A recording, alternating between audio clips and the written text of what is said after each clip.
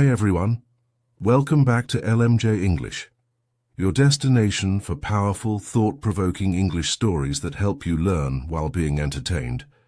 If you're new here, don't forget to hit that subscribe button and turn on the notification bell so you never miss an episode.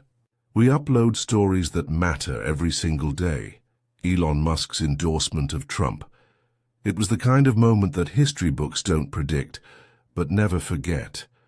At 2:17 a.m., while the cities slept and the night stretched across America like a heavy curtain, a man known for rockets, robots, and renegade tweets stirred the political world with a single sentence. Elon Musk, the eccentric billionaire who once promised to colonize Mars, had just typed out 8 words that would ignite the nation. Donald Trump is the only one who can fix this country. Vote wisely. No build-up, no press conference, no video, just a plain tweet, floating quietly into the digital sea until it didn't. Within 30 seconds, the post had thousands of interactions. By the 1-minute mark, it was being translated into 12 languages, and by sunrise it had become a cultural explosion, lighting up the internet like a meteor across a midnight sky. For months, Musk had remained mysteriously silent on the presidential race. Reporters had tried everything, pressuring, predicting, probing, but he refused to answer. He laughed off questions, dodged cameras, posted memes instead of policies. "Who are you voting for, Elon?" they asked. "Probably my robot," he joked. People didn't know if he was serious. That was the thing about Elon Musk. No one ever really knew. And that's what made this moment so powerful, because this time he wasn't joking. When the tweet dropped, it sent shockwaves through every level of society.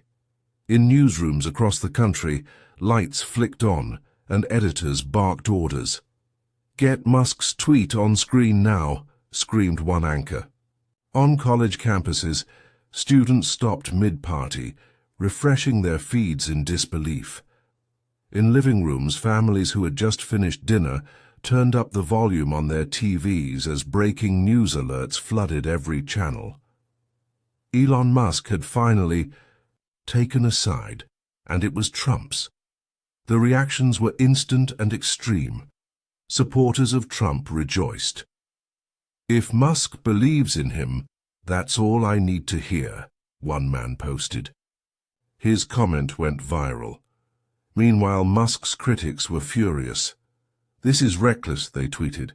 "He's playing with democracy like it's another one of his companies." Some called him a genius. Others called him a traitor to progress. But not a single person ignored him. In Trump's campaign headquarters, the tweet hit like thunder. Phones lit up like a Christmas tree. "Game changer," someone whispered. "Get him on the phone," said another. But Trump didn't need to be called. He was already awake, watching it unfold. He grinned at the screen, his fingers already typing a response with theatrical flair. "Thank you, Elon. A man who knows how to win. Together we will make America stronger than ever." It was the kind of quote that made front pages, and it did. Back at Tesla headquarters, Musk remained silent. He didn't post again. He didn't take interviews. He didn't explain. And that silence only made the moment louder. It gave the public room to wonder. Why now? Why Trump? What does he know that we don't? In boardrooms, nervous executives called emergency meetings. In classrooms, teachers rewrote lesson plans to discuss the meaning of influence and responsibility. On the street, strangers argued. Friends unfollowed each other. Entire families fought over dinner. The country, already tense from a bitter election season, had just been thrown into another storm. But Musk wasn't a politician. He wasn't a public servant. He was a businessman, an inventor, a dreamer who once said we'd live on Mars and made people believe it. And now that same man had just thrown his enormous influence behind a controversial president in the final weeks before the election. It wasn't just an endorsement, it was a declaration, a seismic shift, a billionaire's bold, unapologetic entrance into the heart of American politics. And as the sun rose that morning, casting light over a country now buzzing with speculation and suspicion, one thing was certain. Elon Musk had changed the conversation, perhaps even the future. All with 8 carefully chosen words. The creation of DOGE, Department of Government Efficiency.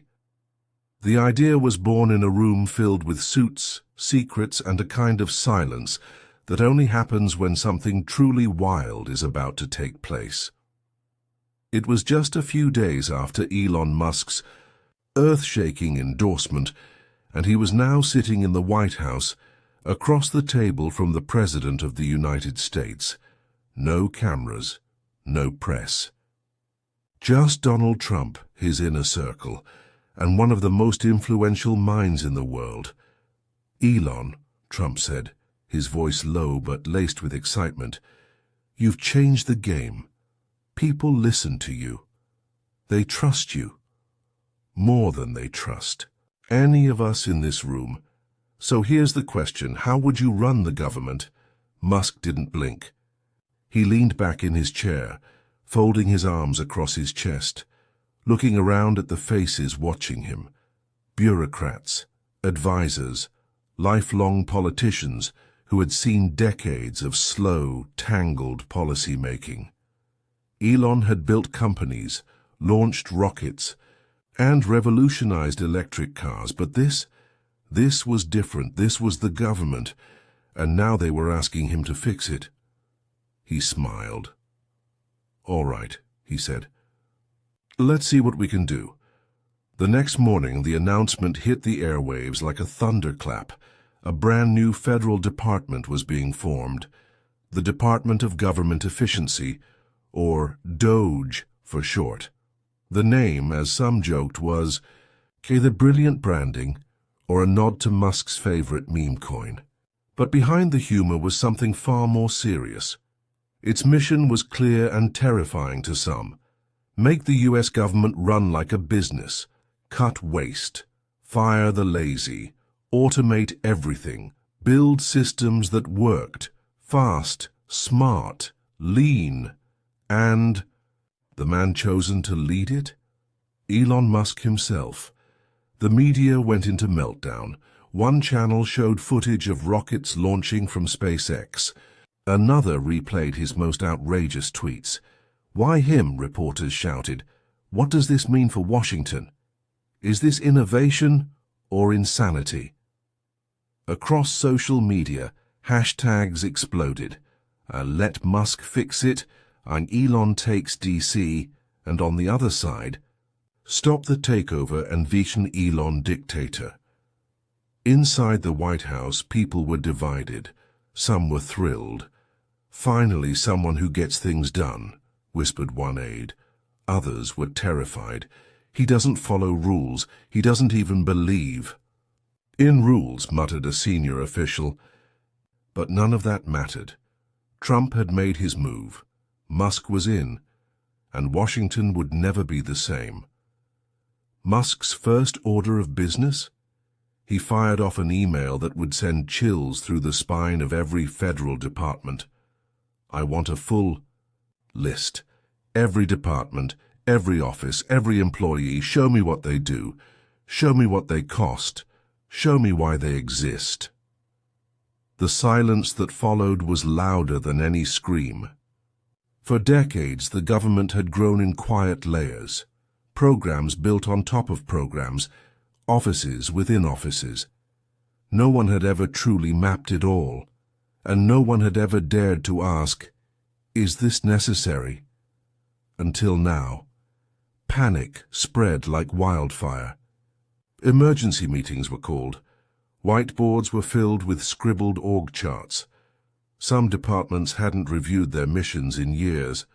Some didn't even know what they were supposed to be doing anymore. And here was Musk, demanding justification for every cent, every salary, every system. Trump called it a revolution. "This is how you drain the swamp," he declared at a rally, beaming, but others called it a nightmare. "This man is going to gut the government," warned one senator. Musk didn't respond. He wasn't there to argue, he was there to act. In meetings, he walked in like a CEO. No small talk, no long reports. He'd cut through the noise with one brutal question: what's the problem, and how do we fix it? If the answer wasn't clear, he moved on. If the solution was slow, he demanded faster. 2 years for approvals, he scoffed. That's not a process, that's a failure. Not everyone appreciated the speed. Some called him reckless, others called him ruthless. But no one could deny it.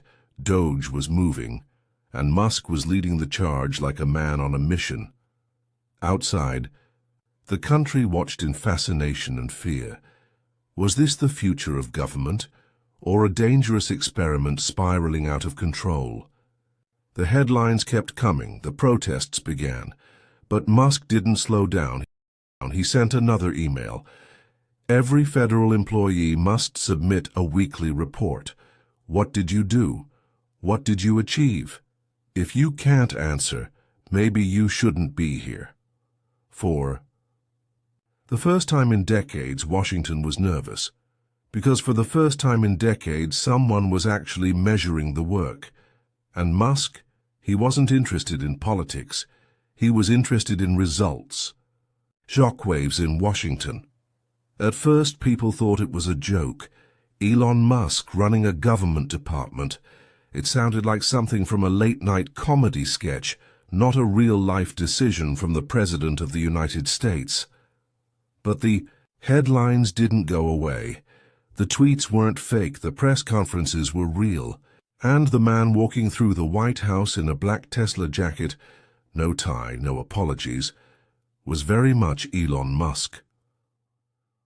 Washington, D.C., a city built on protocol, paperwork, and polished speeches, was suddenly being rewritten by a man who didn't even like meetings. The Capitol buzzed with disbelief. "What's he doing here?" whispered officials in marble hallways. "Does he even know how any of this works?" Musk didn't care. He didn't want to fit in. He wanted to fix things. And for him, the only rule worth following was this: if something's broken, fix it fast. Inside federal buildings, long-trusted processes were suddenly questioned. Memos flew across desks. Emails piled up with urgent subject lines. "Prepare your reports," one read. "Doge is watching." Some agencies scrambled to put together summaries. Others froze in confusion. One director stared at Musk's latest message: "If I don't get answers, I assume we don't need you," and whispered, "Is this guy serious?" He was. The response from Congress was immediate and fierce. Senators slammed their fists on podiums. "This is madness," shouted one. "A billionaire has no business controlling our government." Another warned that Musk was acting more like a dictator than a director. "This isn't Silicon Valley," she said. "This is democracy." But the public wasn't so sure. Half the country cheered. Finally, someone was shaking things up. The other half watched in horror. Was this bold reform or a hostile takeover? In quiet offices, long-time government workers whispered to each other in nervous tones. "He wants results," one said.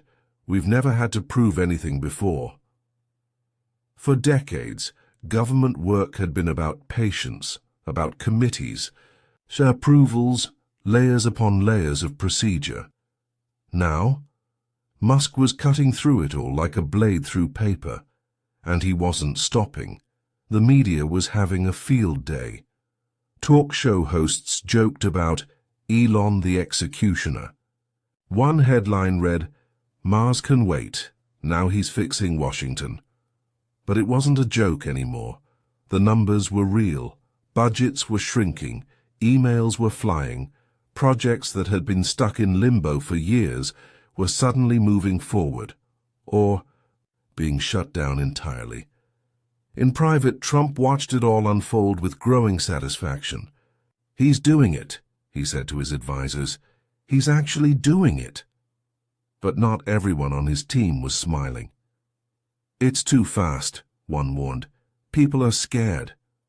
Trump leaned back in his chair and grinned. Good. Musk didn't slow down. Every morning brought a new directive. List your department's mission. Submit your accomplishments. Explain your budget. If someone ignored the email, they found themselves replaced. If they responded with fluff, they got a second chance, just one. The culture of Washington was changing, and not quietly, and yet, amid the chaos, something strange began to happen. Some younger officials, new blood, fresh minds, started to admire him. "He's not like the others," they whispered. "He actually wants to fix things." For them, Musk wasn't the enemy. He was the future. They saw his bluntness as honesty, his urgency as energy. Maybe this was exactly what the system needed, but for the old guard, the career politicians and the defenders of tradition, he was a nightmare. "He doesn't respect the system," one senator said in a closed-door meeting, "because he doesn't understand it." Another added, "He doesn't care about the rules." And the most terrifying part, he didn't. Late at night, under E, the quiet glow of the Capitol, a group of lawmakers met in secret. Voices low, brows furrowed, they asked each other the question that no one dared say out loud in public. How do we stop Elon Musk? Because one thing was clear. He wasn't here to play the game. He was here to flip the board. Musk becomes the chief executioner. It started with an email. No greeting, no fluff, no signature. Just a few chilling words that echoed through every corner of the U.S. government. Every department must submit a weekly report. List your tasks. Show your results, no excuses. It landed in thousands of inboxes at exactly 6 a.m., a cold, calculated reminder that Elon Musk was no longer just a billionaire entrepreneur. He was now the boss, the enforcer, the man who demanded answers and wouldn't wait long to get them. The reactions were instant and intense. In the Department of Agriculture, a stunned employee whispered, "He can't be serious." In the Department of Education, someone muttered, "Is this some kind of test?" But it wasn't a test, it was a command, and those who didn't comply quickly learned the consequences. By noon, reports started trickling in. Some were detailed, outlining months of work and measurable results. Others were vague and weak, full of bureaucratic language and excuses. And then there were the departments. That didn't respond at all, either out of defiance or disbelief.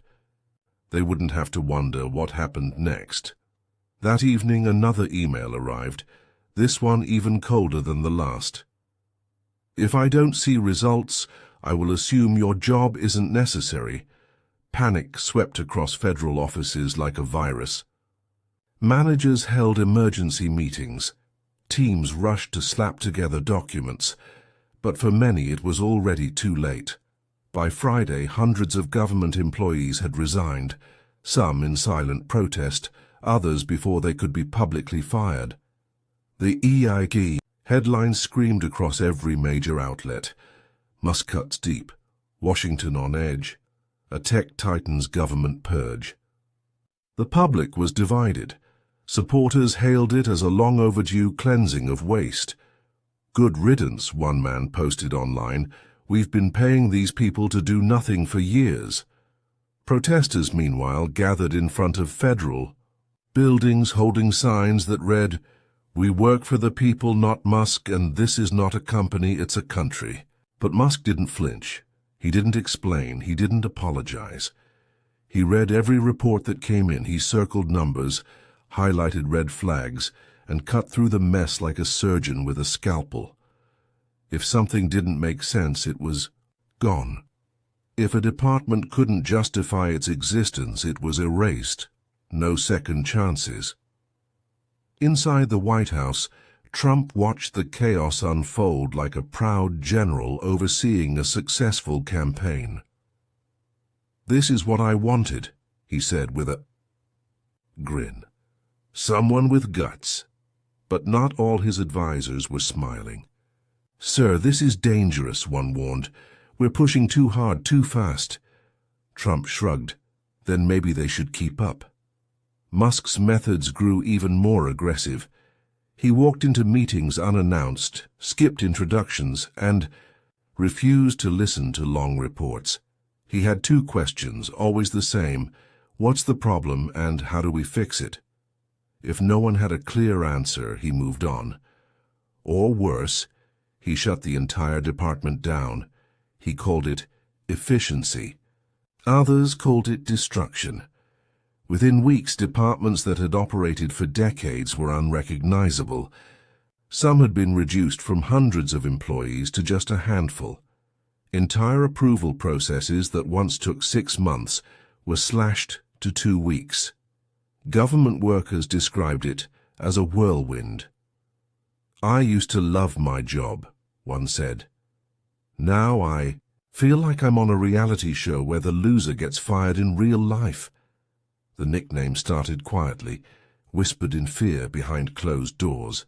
But it spread fast, catching fire on social media and news outlets alike. The chief executioner. Because when Musk found waste, he didn't debate it. He cut it, fast, clean, and without remorse. Protests erupted in city after city. Marchers carried signs that read, "Elon Musk is ruining lives, and this isn't Tesla, this is America." Across from them, counter-protesters cheered, shouting, "Let him work!" And finally, someone who gets things done. The divide was no longer political. It was philosophical. A nation split between those who feared the chaos and those who believed in the revolution. In the shadows of Capitol Hill, meetings turned into battle plans. Senators called emergency sessions. Legal experts debated whether Musk's actions were even constitutional. "Can one man hold this much power?" they asked. But the truth was clear. Musk had already taken it. And Washington had no idea how to take it back. Late at night in his office, bathed in the glow of computer screens, Musk sipped coffee, eyes scanning rows of data. His phone buzzed, a message from Trump. "Well done, but don't stop now." Musk didn't reply. He didn't need to. His silence was louder than words. His mission wasn't finished. In his mind, it hadn't even started. And Washington had never seen anything like him. Growing division in America. By now, Elon Musk wasn't just a tech icon or a government reformer. He was a line in the sand, a name that divided dinner tables, split friendships, and sparked arguments in every corner of the country. To some, he was a visionary sent to shake Washington awake. To others, he was a reckless billionaire dragging democracy into dangerous, uncharted territory. Either way, no one was neutral anymore. Across America, people were choosing sides. In small-town cafes, people leaned over coffee cups, whispering fiercely about the weekly government reports Musk had demanded. "It's about time someone made them do their jobs," said a retired mechanic in Ohio. "He's running the government like a business, and that's what it needs." But across the room, another man shook his head. "This isn't a factory. You can't just fire people like that. We're talking about lives, families." At college campuses, students gathered in heated debates. One group called him a genius, a modern-day Thomas Edison, reforming a system clogged by red tape. Another called him a tyrant in Tesla-branded clothing. "This isn't what democracy looks like," a young woman shouted during a protest. We didn't vote for Elon Musk. And that was the heart of the issue. Elon Musk had never run for office, never stood behind a podium and asked for anyone's vote. Yet here he was, reshaping departments, cutting programs, and firing employees like a corporate CEO. Some people loved it. They saw it as long overdue accountability. Finally, someone who isn't afraid to make hard choices, a news anchor declared during a prime-time broadcast. Others, however, were horrified. "We're witnessing the rise of unelected power," warned a political commentator. "This is the beginning of autocracy and people are cheering." On the streets, protests erupted. In front of government buildings, crowds gathered daily, some chanting, "Let Musk work," while others carried signs that read, "Billionaire takeover not in our name." The tension was thick, the anger palpable. In cities like Washington, D.C., New York, and San Francisco, dueling protests faced off like rival armies. Shouting turned into pushing, chanting into screaming. Police stood in the middle, caught between two Americas. Inside homes, the division ran just as deep. Parents argued with their children. Siblings blocked each other on social media. Entire family group chats were abandoned after heated debates about whether Musk was fixing the country or tearing it apart. One woman went viral for posting, "I haven't spoken to my sister in weeks because she supports Musk. This is what he's done to us." TV networks mirrored the chaos. Each channel offered its own truth. One station praised Musk's incredible results and broadcast statistics, showing billions saved. Another ran emotional interviews with former federal employees who had lost their jobs overnight. "I gave 15 years of my life to this country," one woman cried, "and now I'm unemployed because of a tweet." And through it all, Musk said almost nothing. He didn't defend himself. He didn't explain his actions. Instead, he tweeted a simple message: "We are not stopping. The government must be efficient, no exceptions." That tweet alone broke records. 50 million likes, 60 million comments, and a fresh wave of arguments that echoed across the digital world. His words became gospel to some, fuel for fury to others. Even inside the White House, tension was building. Advisors warned Trump that the country was splitting apart. "Sir, this could backfire," one said. "People are scared. The protests are getting worse." But Trump, ever the showman, didn't seem concerned. "They love the drama," he said, eyes glued to the news, "and Musk delivers." But for many Americans it wasn't entertainment, it was real. Jobs were being lost. Programs were vanishing. The ground beneath their feet felt less like firm soil and more like shifting sand. Historians, political scientists, and journalists began using a word that hadn't been uttered in decades: revolution. Only this time it wasn't fought with guns or flags. It was fought with algorithms, tweets, and data dashboards. And at the center of it all was Elon Musk.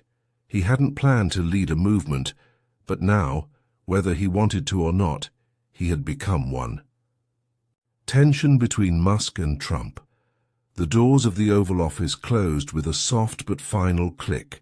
No cameras, no staff, just two of the most powerful men in the world, Donald Trump and Elon Musk, seated across from each other, the air between them heavy with unspoken tension.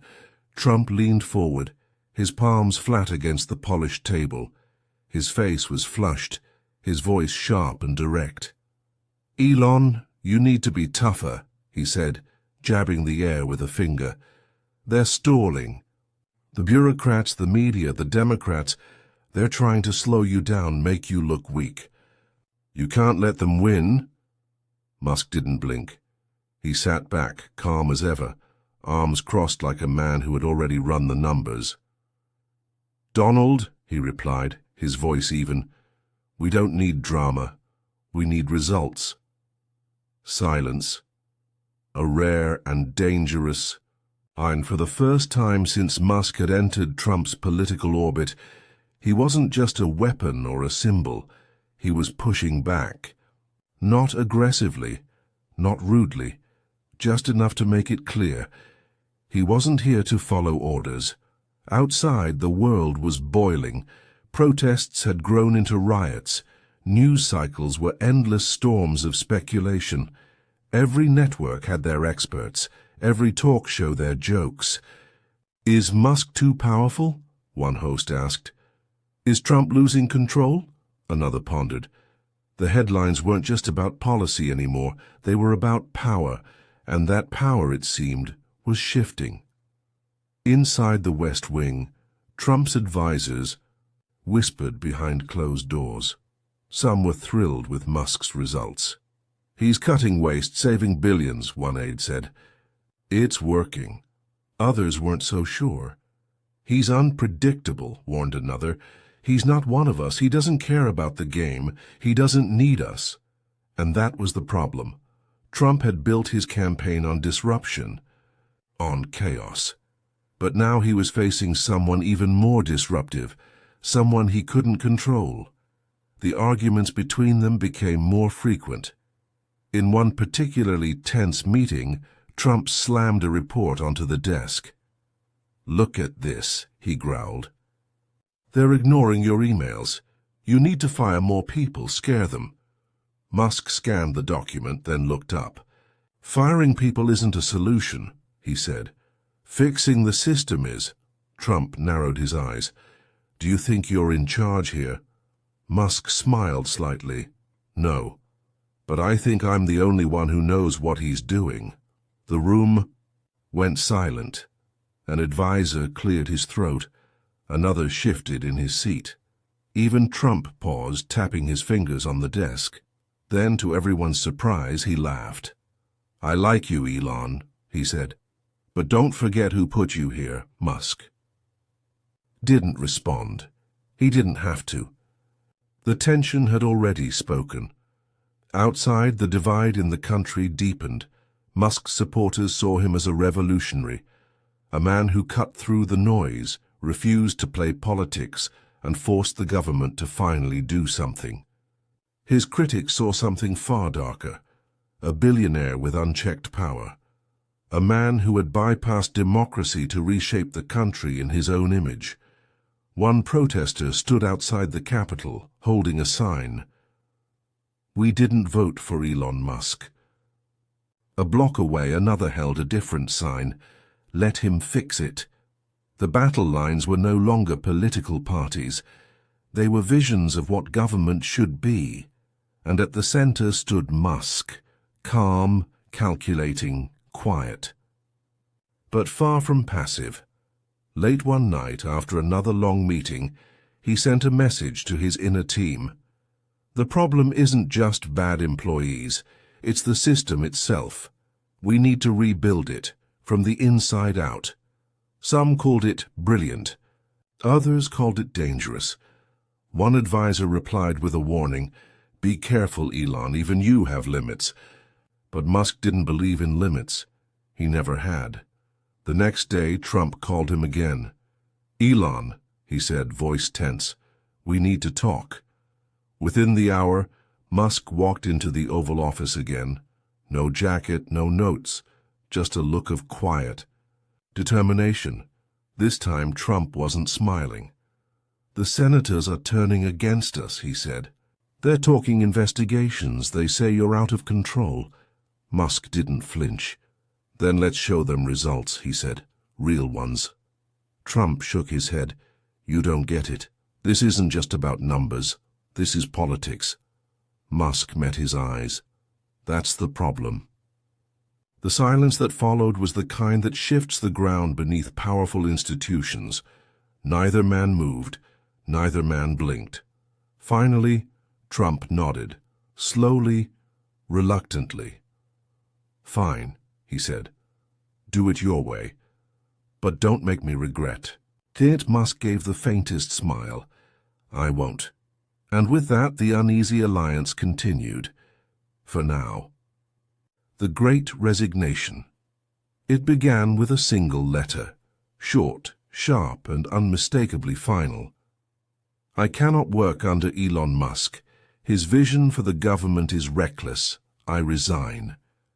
It was signed by a senior official in the Department of Commerce, someone who had served under 3 presidents and survived every political storm. But this storm was different. This one wasn't about party lines or policy disputes. It was about Elon Musk. The letter hit the media like a flash grenade. By noon, 3 more resignations followed. By nightfall, 10. By the end of the week, nearly 50 senior officials across multiple agencies had walked out, some quietly, some loudly, but all for the same reason.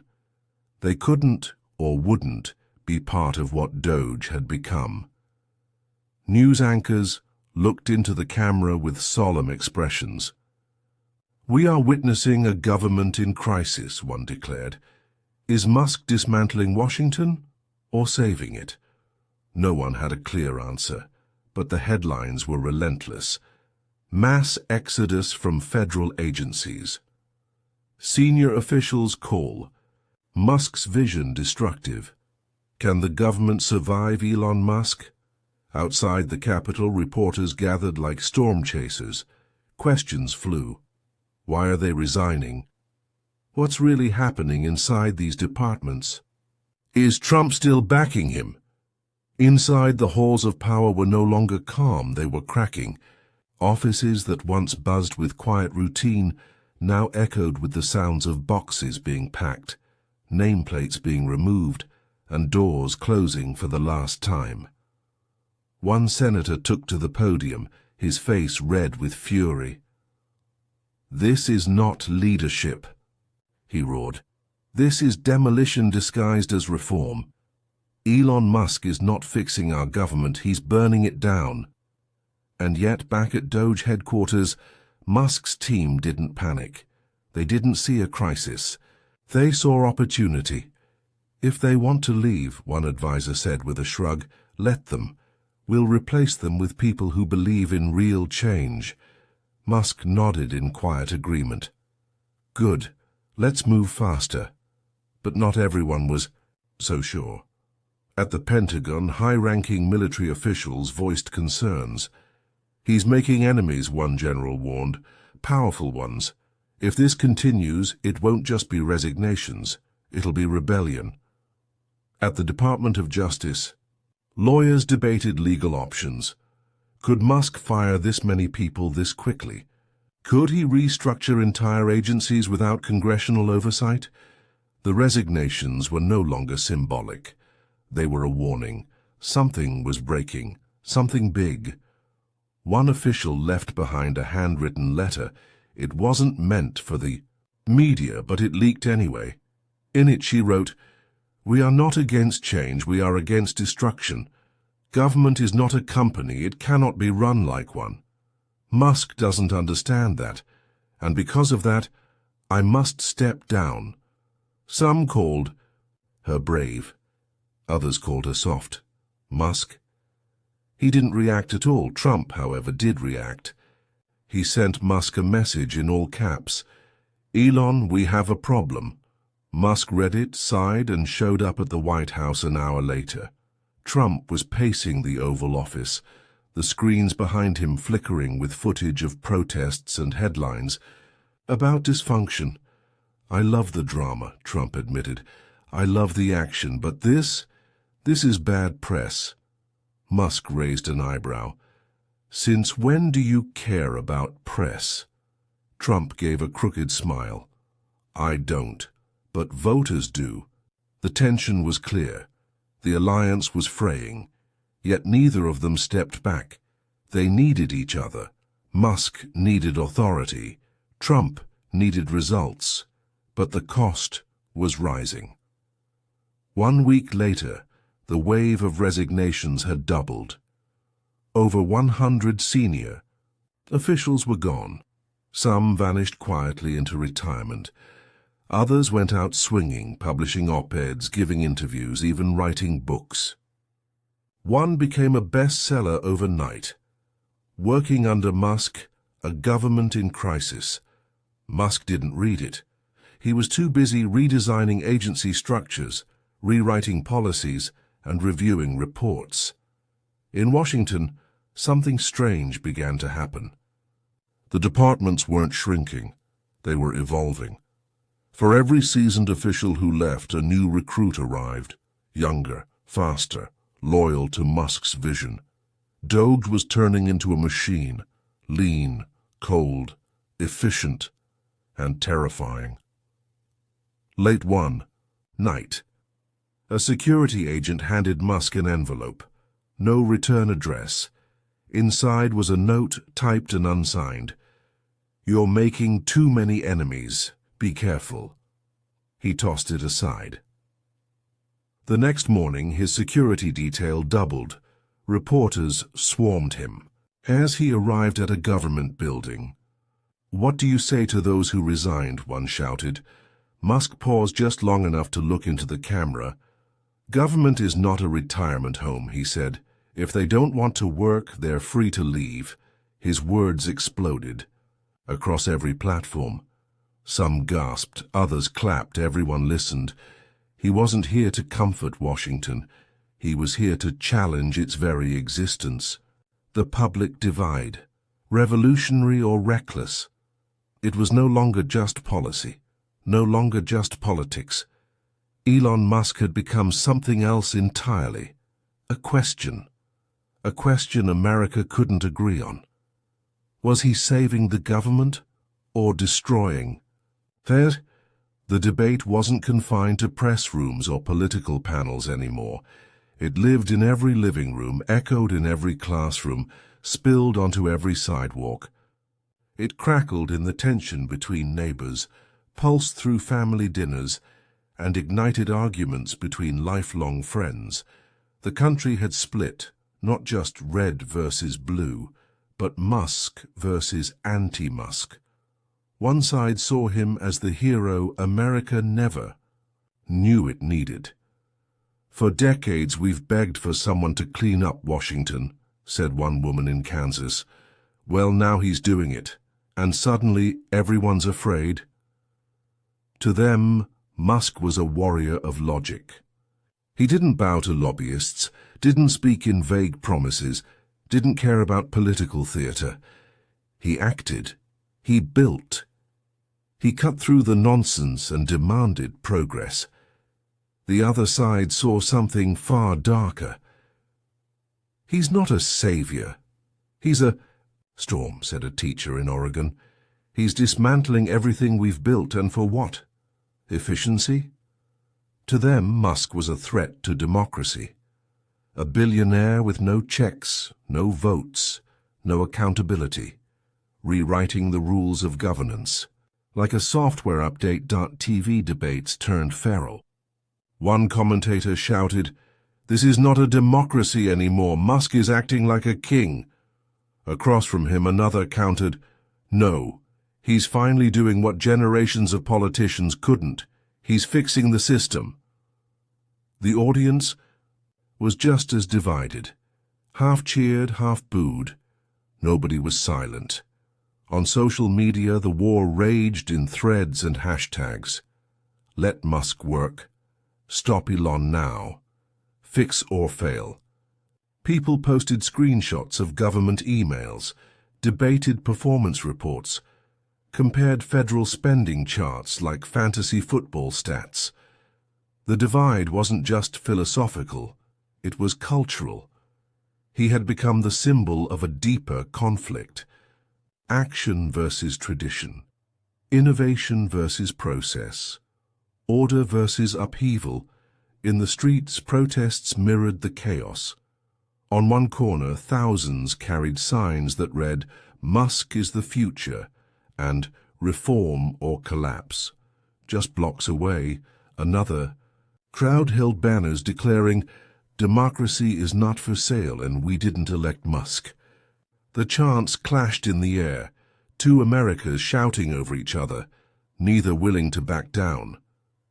Inside the White House, Trump watched the turmoil with a mixture of amusement and anxiety. "They love a good fight," he muttered to his advisers, "but this one might go too far." Still, he refused to pull back. His approval ratings were holding strong, and Musk, for all the chaos, was producing results, fast. But even Trump couldn't ignore the warning signs. Riots had begun in 2 cities. A federal building was vandalized. Online threats surged. A small group of government workers even staged a walkout on live television. "Elon," Trump said during a private call, "we have a problem." Musk barely looked up from his screen. "What kind of problem?" Trump pointed at the TV, headlines blazing, protests raging. "This," he said, "the country is breaking in two, and you're right in the middle." Musk didn't flinch.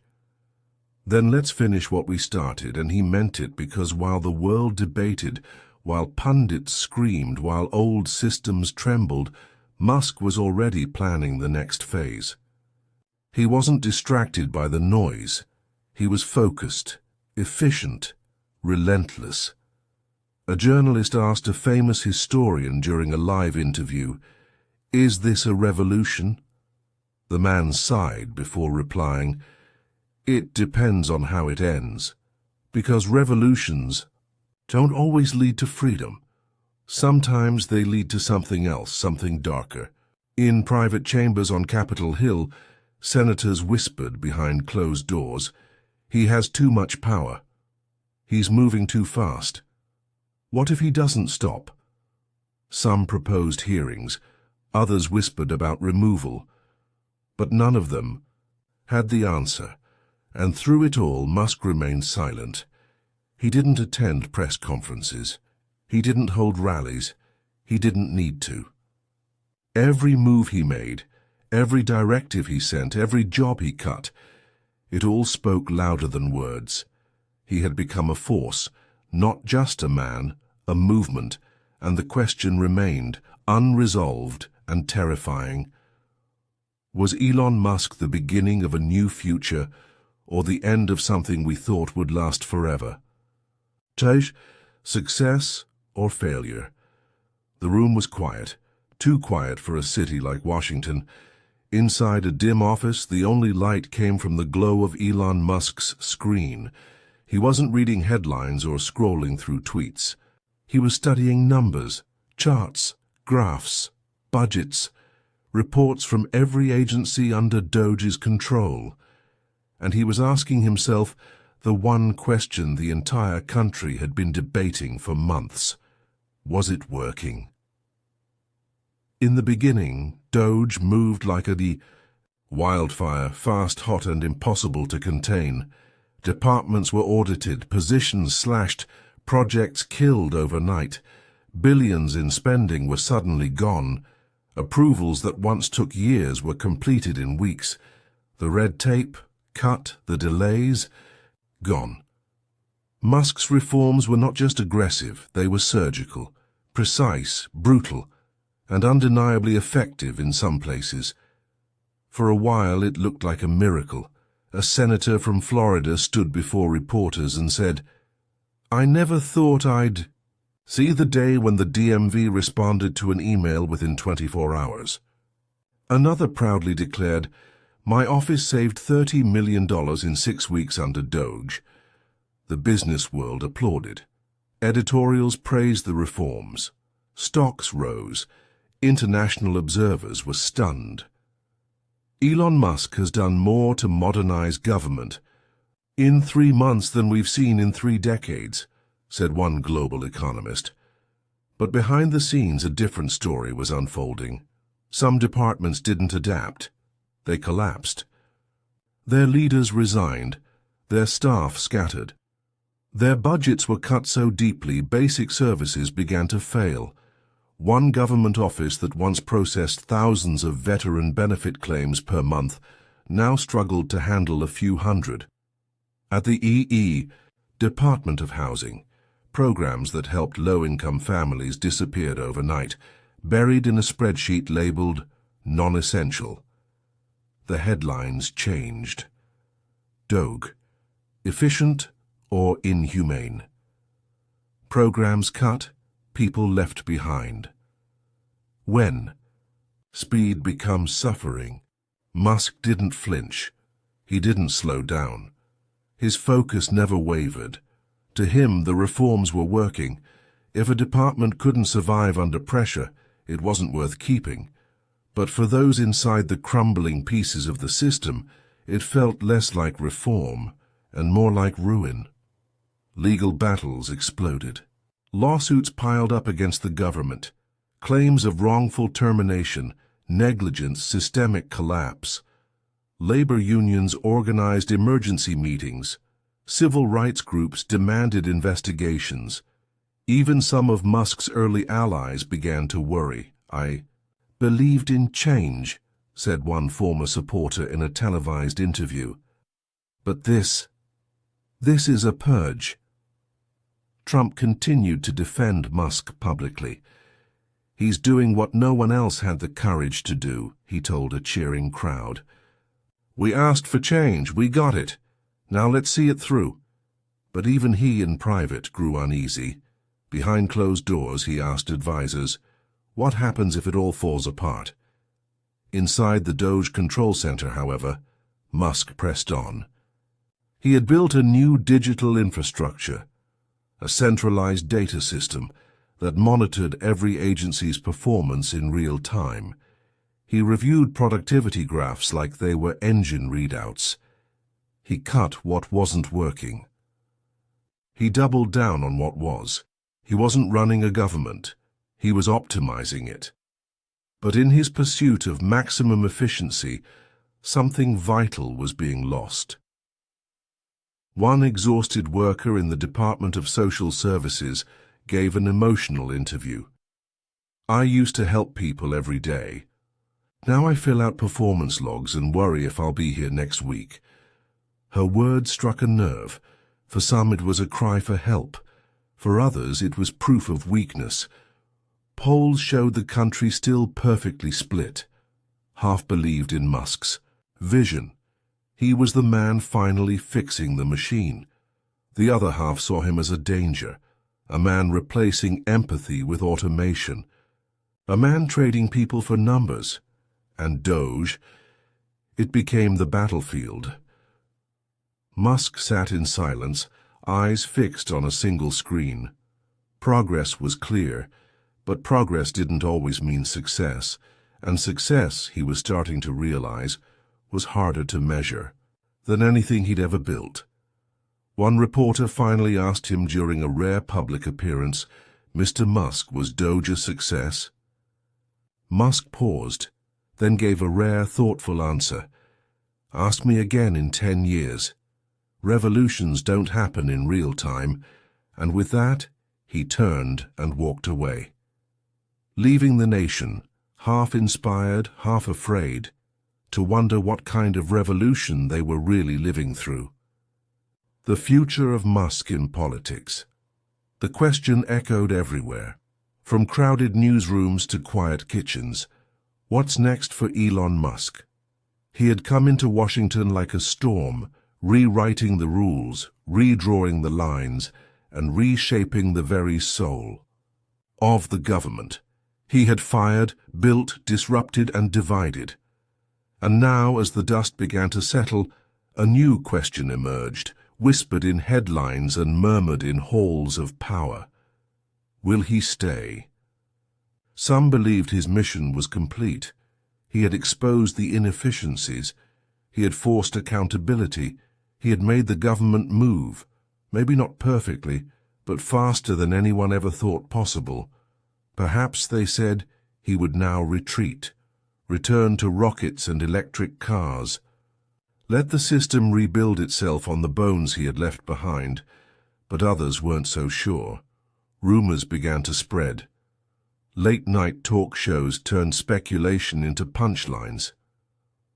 Will Elon Musk start his own political party? One host joked. The technocrats? The crowd laughed, but underneath the humor was something more serious. Would Musk run for president? It sounded absurd, until the polls came in. A major news outlet released the results of a national survey. The question was simple. Would you vote for Elon Musk if he ran for president? 50% said yes, 45% said no, 5% were undecided. The numbers sent shockwaves through Washington. At Doge headquarters, Musk read the report without expression. His team watched, unsure of what he was thinking. He didn't speak, he didn't smile. He simply stared at the numbers as if they were just another set of equations to solve.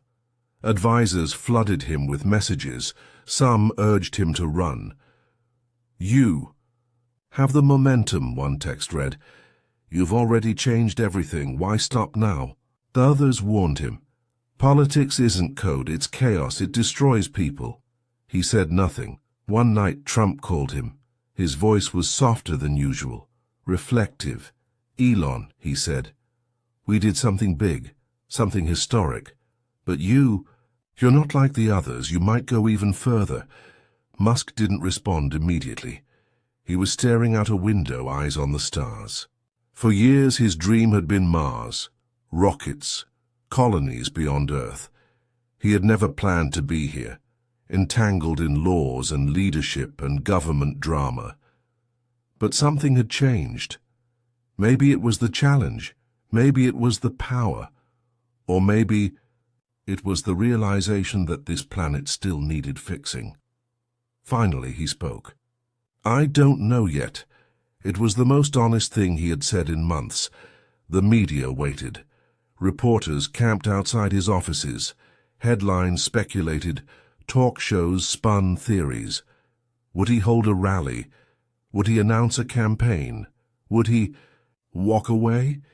He did none of those things. Instead, he stayed silent, letting the world wonder, letting them imagine, letting the mystery of his next move grow like a shadow behind him. In quiet corridors of Congress, nervous politicians whispered, what if he runs?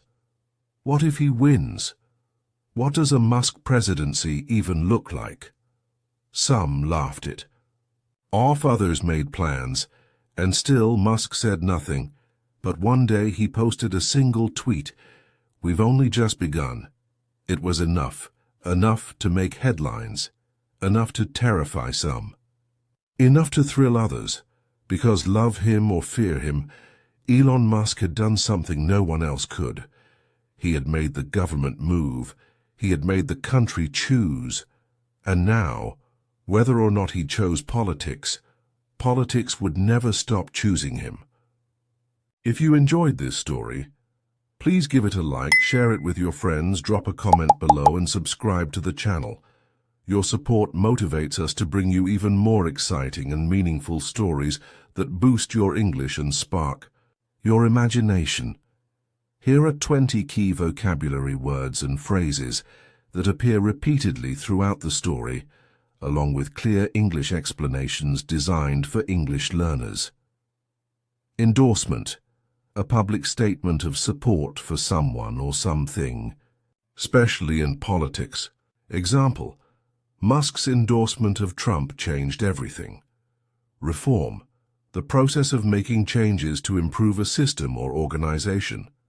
Example, Musk promised radical reform in the government. Efficiency, doing something in a way that saves time and resources. Example, the Department of Government Efficiency was built to improve how fast things work. Bureaucracy, a complex system of government officials and rules, often seen as slow or inefficient. Example, Musk believed bureaucracy was the root of the problem.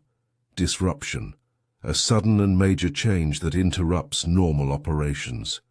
Example, Musk's arrival caused major disruption in Washington. Accountability, the expectation that people must take responsibility for their actions and explain them. Example, Musk demanded weekly reports to create accountability. Systemic, related to or affecting the entire system. Example, he saw the government's problems as systemic, not just individual. Polarizing, causing people to be divided into opposing groups. Example, Musk became a polarizing figure in American politics.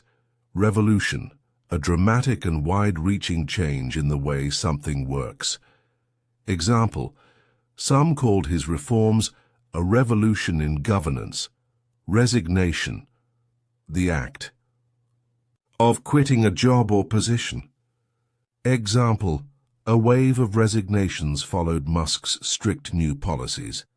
Mandate, an official order or the authority to act in a certain way. Example, Musk acted as if he had a mandate to change everything. Transparency, the quality of being. Open, honest, and easy to understand. Example, Musk believed in full transparency and data tracking. Resistance, the refusal to accept or comply with something. Example, there was strong resistance from traditional politicians. Authority, the power or right to give orders and make decisions. Example, Musk's authority grew as Doge expanded. Public divide, a strong difference of opinion among the general population.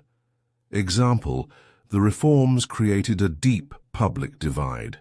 Implementation, the act of putting a plan or system into action. Example, the implementation of weekly reporting shocked everyone. Unprecedented, never done or known before. Example, his power in government was unprecedented for a private citizen. Performance metrics, measurable data that shows how well something or someone is doing. Example, Musk used performance metrics to decide who stays and who goes. Surveillance, close observation, especially for monitoring actions or performance.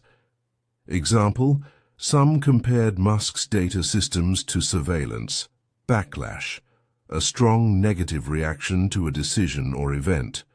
Example, there was immediate backlash after mass layoffs.